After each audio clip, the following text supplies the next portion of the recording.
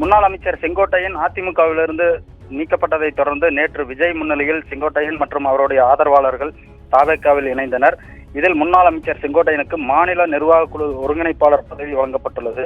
இந்நிலையில் இன்று மதியம் சென்னையிலிருந்து கோவை புறப்பட்டு விமான நிலையத்தை வந்தடைகிறார். அதனைத் தொடர்ந்து கார் மூலம் கோபிச்செட்டிப்பாளையம் வரும் நிலையில் கோபி நம்பியூர் பகுதியில் சிறப்பான வரவேற்பு அளிக்கப்படுகிறது.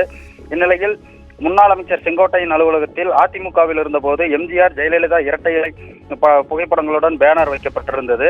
தற்போது தவேகாவில் இணைந்ததை தொடர்ந்து எம்ஜிஆர் ஜெயலலிதா புகைப்படங்களுடன் செங்கோட்டையன் மற்றும் விஜய் புகைப்படங்களுடன் தனது அலுவலக பேனரில் வைக்கப்பட்டிருக்கிறது.